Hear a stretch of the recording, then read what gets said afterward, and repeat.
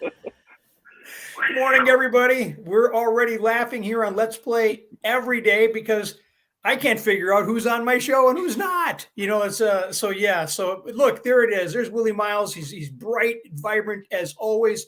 The lovely and talented Jesse Pierce and the equally lovely and talented Tyler Forness. We only get Tyler once a week. We get him on Thursdays, and really excited to have you on because for days I've been following what you've been doing on social media. And let's face it, since the Vikings things happened, everybody is just throwing darts at the dartboard, right? Everybody's trying for something. And you have been, I want to be fair, following other people, retweeting their stuff, asking questions. You've been working this whole thing since then. Is that fair? I'd say that's pretty fair, yeah. Yeah. So you do football, you do college and pro. Where are we on this situation right now as the Vikings begin interviews? Well, I'll say this, and a lot of people started panicking because before last night, we didn't know who they were going to be interviewing. This is a very patient process. There are only 3 GM openings, and there are dozens of good candidates out there for the position. The Vikings fans need to take a deep breath and relax. The Wilfs are going to be very patient because this is an incredibly key hire for the future of the organization. I would argue this is more important than head coach because coaches, you can find a good coach to coach the talent. It's harder to find the talent than to find a good coach to coach it. So take your time, make sure you vet everybody properly. And so far we have 7 candidates that have been asked to interview. So before we go to the candidates, if you would please, because we were talking off air. Who is the Wilf said that this search would be conducted internally, and right away I was like, well, who's a part of that? So do you know the team consisting of that internal search? Absolutely. COO Andrew Miller is going to be conducting the search. He took over for Kevin Warren, who most of you probably remember was the COO of the Vikings for a long time. He was the only African-American COO in the National Football League. He took over as the commissioner of the Big Ten. So he got himself a really nice promotion. He's done a fantastic job in that role. Andrew has a background in analytics. He worked with the Cleveland Indians for a long time. And because of that analytics background, we're going to see a really big focus on that in the GM search. That's why we have 2 Browns candidates and 2 Eagles candidates already on the slate to be interviewed because they are considered the 2 best analytically operated organizations in the National Football League. But it hasn't necessarily translated into wins and losses on the field. I mean, when I heard Philadelphia and 2 candidates, I'm like, were they part of that whole situation with Justin Jefferson in 2020? So you like the candidates? You like the names you're seeing? Yes, I really do like the names we're seeing. And I think one of the big things that we can focus on with this list of candidates, diversity. The Wilfs have been on the forefront of really wanting to focus on diversity because, one, it's always good to get candidates from every background. Even if you don't hire a candidate from every background, the amount of information you can gather is fantastic. 2, everyone deserves an equal chance. And 3, they learned from a different background than especially I did. Their parents survived the Holocaust, and they learned from kind of a different perspective of what full inclusion and disclusion means. So that is something that they're incredibly passionate about. And this list of candidates exemplifies that. They have a woman candidate on there who, to my knowledge, might be the first woman to ever interview for a general manager position. But there was a female general manager in 1983. I cannot remember her name, but I believe she was just an interim. So this is a really huge step for that. Kwesi Adolfo-Mensah is a brilliant man who has an Ivy League and Stanford degrees. And then there's also Brandon Brown from the Eagles as well. They are making a real focus to try and be incredibly inclusive with this position, and it's fantastic to see. I don't mean to turn Jesse and Willi. I don't mean to turn you guys into potted plants. I mean, feel free to weigh in at any time, anything you want to I'm good. say about this. So one thing I just wanted, one of the names you didn't say her name yet, but you referred to Catherine, we think maybe Raiche, R-A-I-C-H-E from Philadelphia. And just reading, but I do this with all of them. I'm looking at the credentials of everyone that's been mentioned so far, and I think, oh, he'd be a great candidate. Oh, she'd be a great candidate. I think you're right. I just think we really have to fail to do badly with this hire because there seems to be a surplus of really, really talented people out there. There absolutely is a surplus of really talented people. And one of the tough parts is they're great in their roles, but how are they when they're in the big boy or big girl chair when they have nobody to answer to but the owners and they make all the decisions? That leap sometimes can be damning for whoever takes that chair. We've seen brilliant minds fail miserably being the sole decision maker. So it is really important to conduct these interviews and have these in-depth conversations on how you'll go about your business, because brilliant minds have failed before. Brilliant minds will fail again. You want to make sure you find one that doesn't. And how they're going about this process, I think, is really nice. There's only one name that I haven't seen that I really, really want to see, and that's Ed Dodds of the Indianapolis Colts. He's given a lot of credit for developing the Legion of Boom in Seattle. He is a hard-nosed, a true football guy, a true like old school scout, visor, pencil through it, all that fun stuff. That's Ed Dodds, and he's the way they've crafted that Indianapolis Colts team. They still have their flaws, but in that 2018 draft class, they drafted 3 guys that they're going to sign to mega extensions: Darius Leonard, Quentin Nelson, Braden Smith. Leonard and Smith have already signed extensions for over $17 million a year. So that just speaks to his success and his brilliance, because he was at the forefront of that.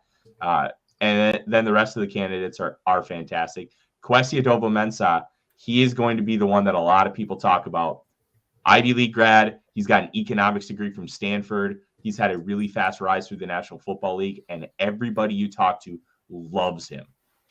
Yeah. Well, my whole thing is that I want someone with a proven background. I want somebody with some championship caliber pedigree. I still haven't seen Jerry Reese's name pop up on the radar. He was with the Giants through the 2 Super Bowls. These are if you keep doing what you always did, you'll always get what you always got. So if you don't bring in somebody that has championship pedigree, I don't think you can just, you're not going to get it. You got to find somebody that knows how to win, knows how to pick winners.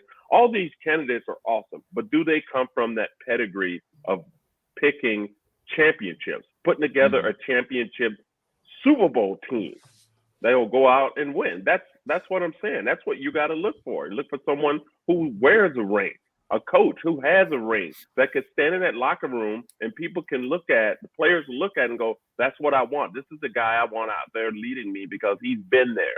He knows what it takes for us to get there. I want a GM that knows how to go and look for talent and figure out what pieces fit where, because they've done it before. That's the whole thing. It's not, analytics, coaching. You can win 75% of your games. If you've never won a Super Bowl, I'm not really that interested. I want to win a Super Bowl. I want somebody who's been there and won. Because like I said, we've had a quarterback that everybody keeps trying to pretend is such a great quality quarterback, but he got no wins where you need them. He just got, you know what I mean? It's like, you think about it, if every one of us here is married, how did you pick your spouse? You know what I mean? He chose me. Let's be honest. He selected this. Really, that was not. There's no question about that. Super lucky. I got super lucky. Let's see how long it takes Mike to chime in on that one. I love the What kind of confidence and the analytics did gusto. you do on that one? All I was told is that marry someone smarter than you, give your babies a chance. That's how I did well there. I found myself a doctor, so I feel pretty confident. Wow. But, I married my banker. There you go. Yeah. So Willie, let me ask you this, because you brought up Reese, and Reese did bring 2 Super Bowls to the New York Giants, but he was also unceremoniously fired because of pretty much a decade of mediocrity outside of those 2 Super Bowl runs. So how do you parse out, hey, I brought a Super Bowl, but the rest of my resume doesn't look very good? And one of the things that is constantly talked about in NFL circles is retreads. If you failed once, why should I give you another chance to succeed? I like the idea of the championship pedigree. They did ask to interview, I think his name is Scott Poles, an assistant to Brett Veach in Kansas City. So there's your championship pedigree right there. But how do you parse those 2 things out for bringing in somebody who's already been a general manager and has failed at the position? Because that skid that he went on was not on him. That was on ownership. And it was very well publicized. And the way he was let go. When you take the the rings away from someone. Because sometimes when you win, it's just like down in Dallas. You got the owners that want all the credit, and they don't want you to be the guy that everybody starts to look at. And then when you become a threat, they move on with. That's why Jerry Jones carries 5 titles. I don't know. I think he's president, CEO, general manager, head scout, assistant head coach, and janitor. I think but the he's best everything. person for all of those jobs, obviously. I would pay money to watch That's Jerry what I'm Jones saying. clean a toilet. That'd be hilarious. But what I'm saying, when he wins that championship, when they win that, if Dallas wins that championship, he's going to be the first guy on the podium because he wants all the credit. And that's what it was, and that's what happened in New York, and that's how, because you look who replaced Jerry, and look at what he did. You look who replaced him, and that guy has been. Bill's Parcells' hands are all over that work too. Absolutely, yeah, absolutely. But he got the tools that Bill asked for. When Bill said, "This is what I need," he went out and got them. Yeah. Period. Yeah. So I think that's might be more important than who you hire in the position there, Willie. The cohesion but you gotta between work the head with coach and GM. But we didn't have that here. That's what we saying. didn't. We had it until Kirk Cousins, and then it went bye-bye. They went rogue. So this situation moves on, and will move on through the course of the weekend. I don't think that with the amount of candidates that they've got, this situation is not going to get resolved in the next week. I would expect a GM to be hired by next Friday. You would. Wow. Because you have to get a head coach, and there are 7 openings. And they are determined to hire a GM first. We got to remember, they've been doing background on these guys for months. It's not like they're going into this blind. So they already have a sense of, like, if the 4 of us are candidates, they're already going to know pretty much everything about us. And then when we walk into that room, we're either going to confirm or deny their priors about who we are. And then that's going to determine if we get the job or not. Somebody still needs to explain to me how Ryan Monens has been with the Vikings more than 20 years when I can still remember him as an intern and I'm only 29 years old. So how did that happen? Well, I hope you've enjoyed your Jesse, you're supposed to laugh at that. Sorry.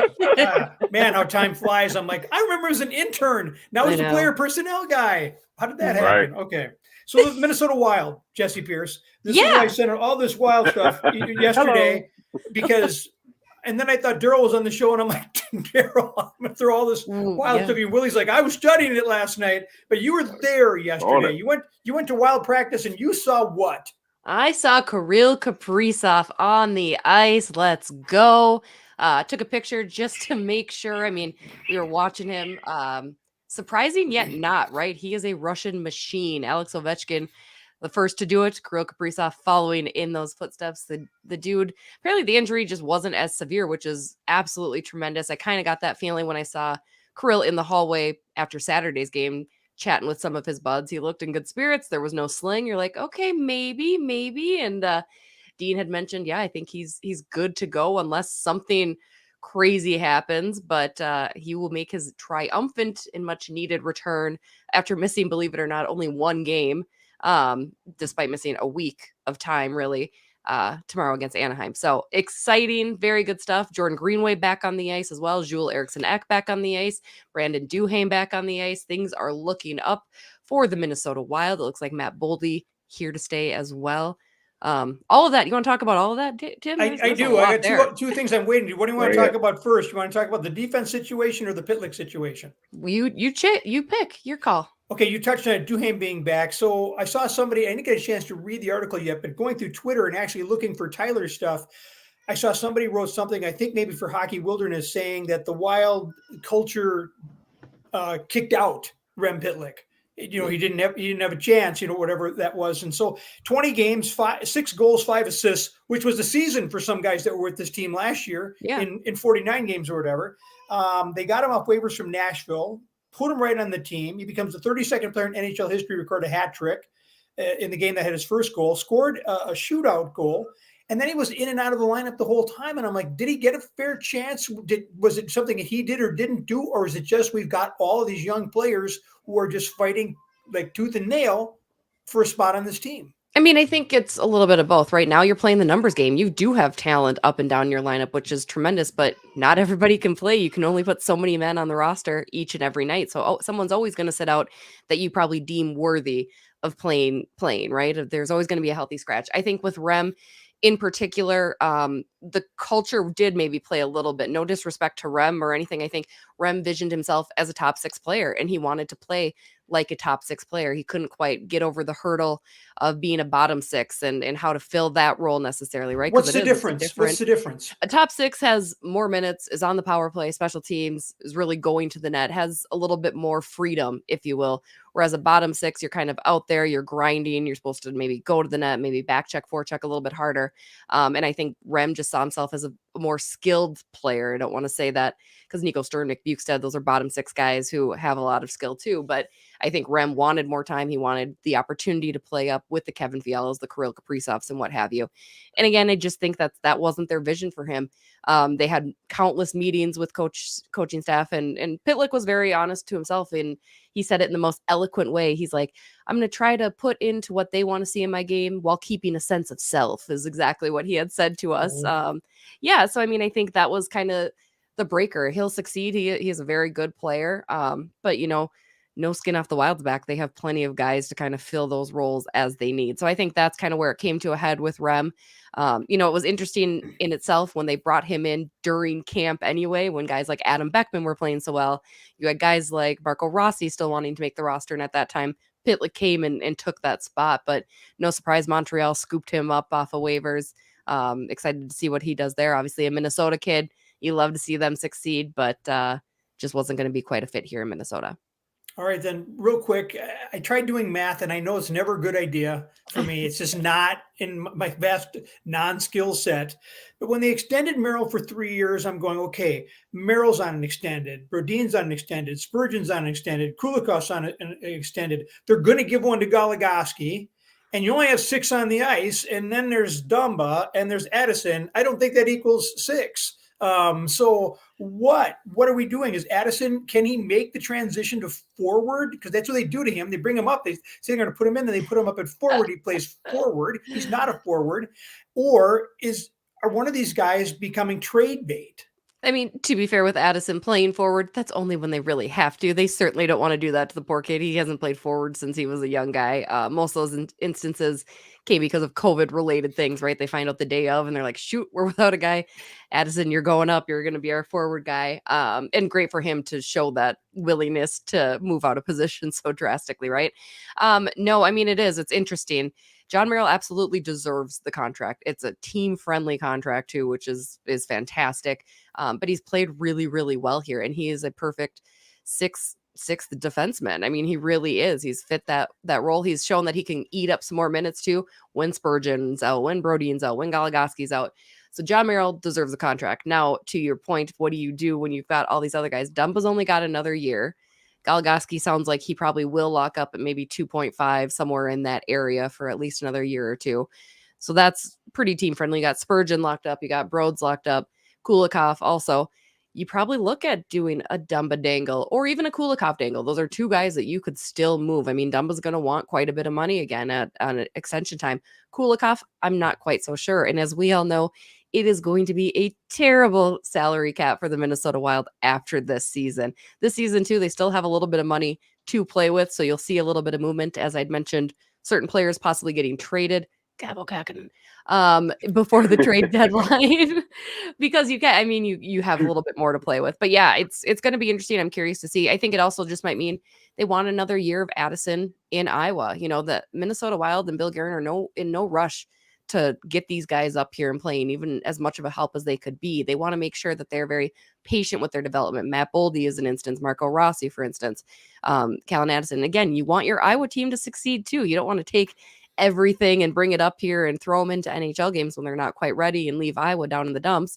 You want to see them develop. So I think it also leads that way, whereas Callan Addison might be starting off in Iowa next year and just to get a little bit more grit under his skin. So we'll see. Only Bill Guerin knows, right? It's all speculation from here. I know people love to talk about the Matt Dumba trade.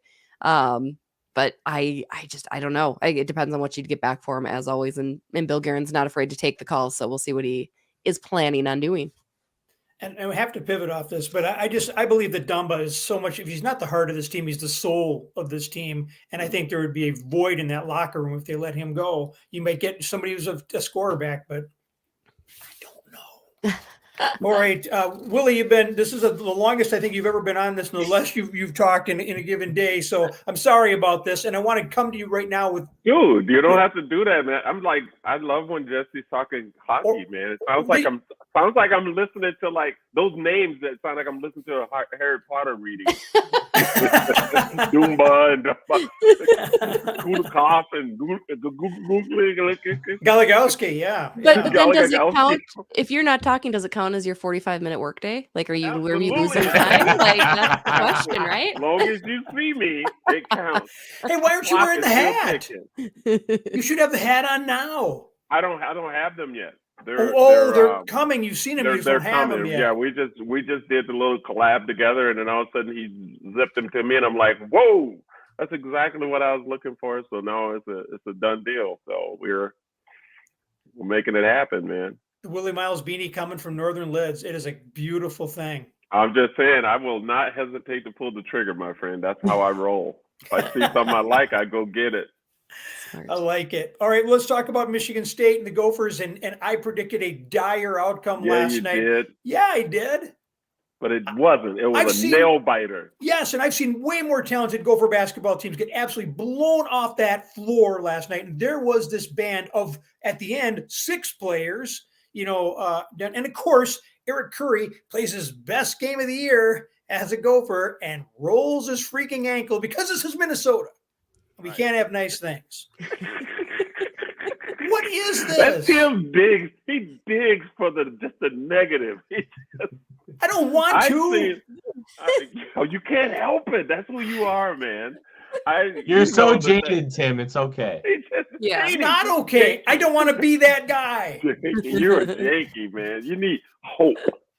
I do. And no, I have a lot of hope for this basketball team. When I see, I'm telling you, in the Big Ten, I've said it before. Give this guy a couple of years. I really think he's on the right track. Just like I said with Finch, just like I said with these others, give him a chance, man, because going into a place like that with the team that he has and play the way that they played last night, epic. I mean, no one wants to lose, but if you're going to lose, my God. My God. If you're going to lose a game, take it to the wire at their house. You know what I mean? You don't want to lose that one at home. You want to lose that one on the road. You know what I mean? And that was a heartbreaker, but those guys, you could tell they were playing with so much confidence, and that's what he's got them doing. Once you get them to believe in your system and believe in themselves, and I'm saying this as a former coach, I've seen it. The look in these kids' eyes, they know that they have a coach that is working with them, and within their talent, they were taking those shots that they were competent in making. That's the point, not just throwing it up from anywhere. And that's the part you got to start looking at. And just don't worry about the rolled ankle. It's a rolled ankle. People roll their ankle every game, but don't nobody say nothing. you limp through it. I don't know if it's a high ankle sprain. That could be. This is a team that was playing 7 players. It could be 6, but Tyler, right. You have the thing with. No, you go straight to the high ankle sprain. Well, he doesn't know, but that's what he's gonna go. You go nuclear on every injury, man. Well, if he has a tumor? What if it's a femur? Jesus. He walked off the court.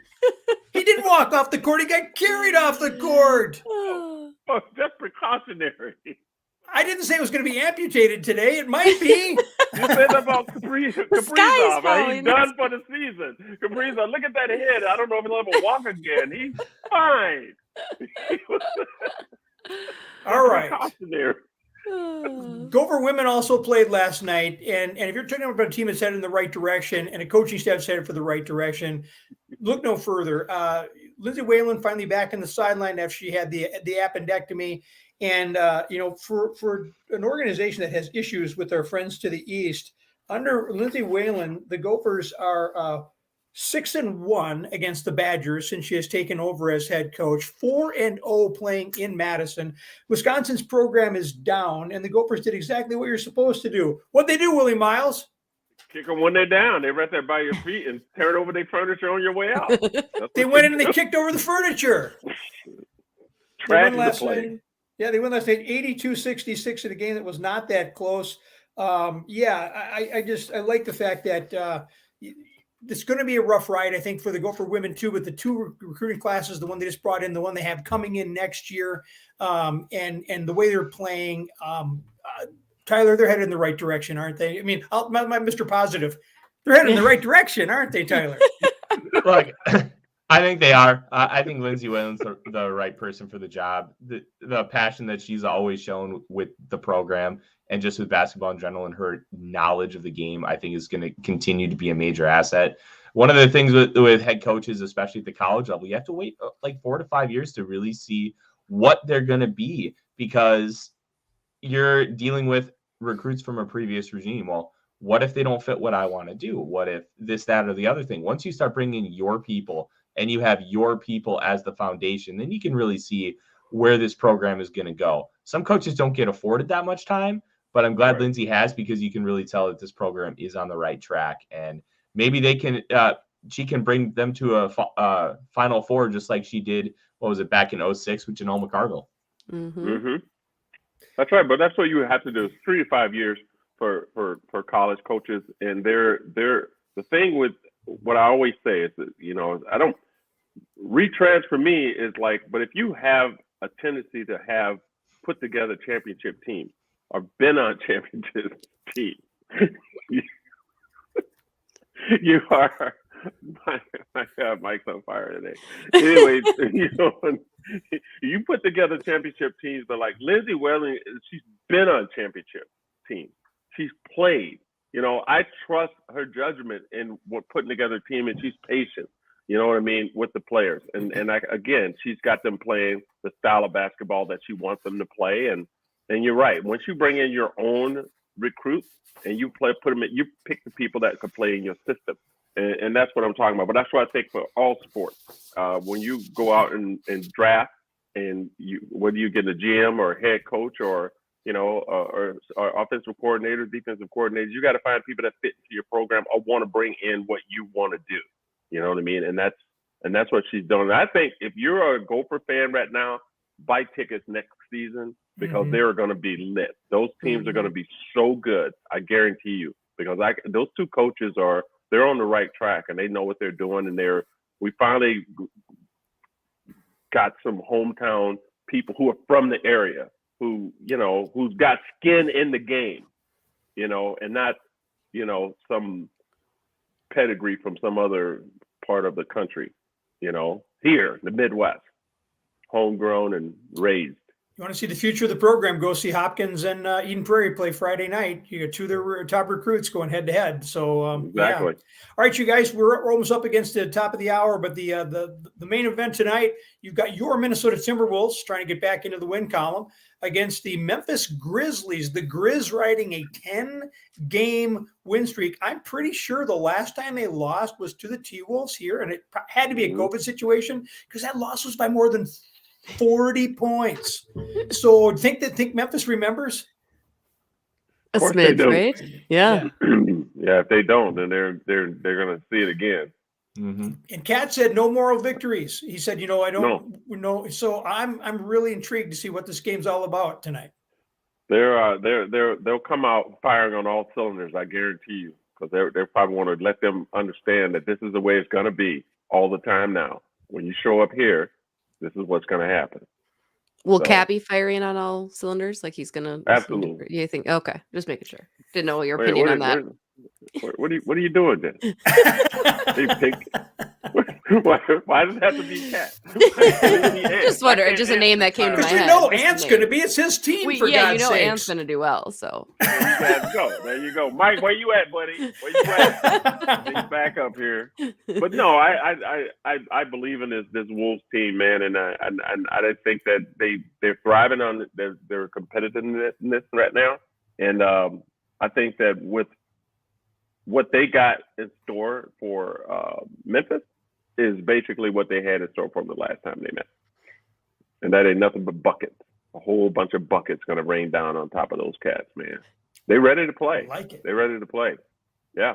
They believe in themselves now. They know they're on a real nice roller coaster right now. And you're going to win some, you're going to lose a couple, but you're going to keep that going, keep that high, dip, and then go back up. And that's what they're doing.